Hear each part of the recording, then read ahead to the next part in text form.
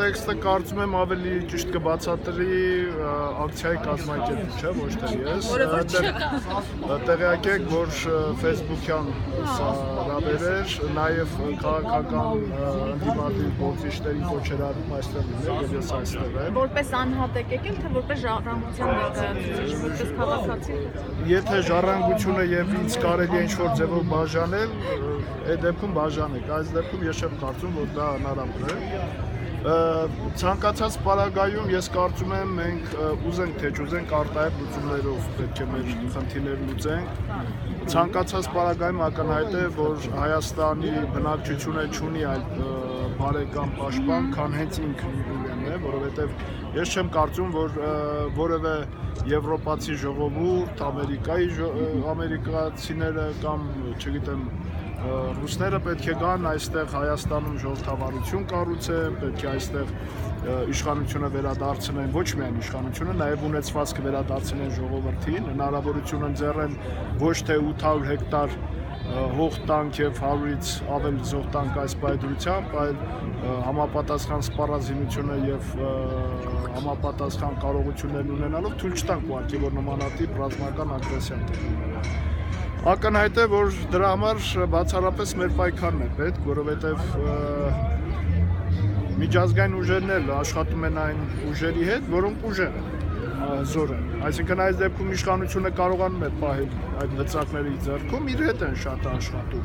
Եթե հնարավորություն ընձեռվի մեզ մեր պայքարով, որպեսզի մենք այդ ուժի տերը լինենք, բնականաբար մեզ հետ են աշխատելու եւ արդեն ժողովրդի շահն է առաջ գալու լեգիտիմ իշխանություն ունենալով եւ ոչ թե մի քանիսի շահը անձնական շահը պաշտպանելու, իշխանությունը պաշտպանելու համար անընդհատ պետական շահ մենք նվիրենք դրսին։ Սա է գլխավոր խնդիրը եւ ես կարծում եմ հատկապես այս վերջի օրերի զարգացումները միանշանակ ցույց են տալիս, որ փոփոխություն սպասել իշխանության կողմից, փոփոխություն սպասել, որ ընտրություններով ինչ-որ մի բան կարող է փոխվել, դա ուղղակի այլևս Մարիս Բունիմաստով ջուրնալիստի հեքիաթների շարքից է, որովհետև այս ընտրական օրենսգիրքը նաև որոշակիորեն լեգիտիմացրեց այն բացասական պրոցեսները, որոնք կան երկրում, այսինքն մասնակում, բժշկությունների բաժանել, այդ 13 ընտրատարածքները հենց դրանք են եւ այս տեղական իշխանիկներին ձայն բերելով նաև համամասնական ցուցակին ձայն կպցնել Սա խիստ բացասական եմ գնահատում, որովհետև ըստ էության առաջի անգամ ունեցանք ընտրական օրենսգիր, որը գոնե դեկլարատիվ, գոնե ինչ-որ շտրիխներով առաջընթաց չէր, այլ բացառապես հսկա քայլերով ետ քայլեր։ Համար չկա ճանապարհ, քան փողոցային պայքարն է, եւ սա ակնհայտ է, ուստի եւ ցանկացած նախաձեռնություն, որը իրական պայքար ես կտեսնեմ այդտեղ, ոչ թե ուղղված։ Բայց պարոն Մարտիրոսյան, հակավաթիվ այս ակցիաները փողոցային այդ պայքարին ինչ արդյունքի են բերել ձեզ։ Հույս, որ ինչ-որ մի պահի այդ հակավաթիվ ակցիաները կդառնան հորդառատ մի կետ։ Սա է, ուրիշ եթե որևէ մեկ այլ ճանապարհ առաջարկի, ես շատ ուշադիր կլսեմ եւ այդ ճանապարհի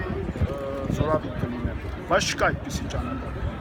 Իշխանափոխության, երկրում փոփոխությունների համար կա երկու ճանապարհ, երրորդ ճանապարհ գոյություն չունի։ Ճանապարհներից մեկը դա ընտրությունների միջոցով նոր իշխանություն ձևավորելն է, նոր քայլերով, երկրորդ ճանապարհը փողոցային պայքարով իշխանություններին հեռացնել, նոր իշխանություն բերել, որը պետք է այդ արմատական բարեփոխումներն իրականացնել։ Սպասել, որ այս իշխանությունը կոռուպցիայի դեմ պետք է պայքարի կամ չգիտեմ ինչ-որ քայլեր իրականացնի արմատական ժողովրդի ուղղված, ուղղակի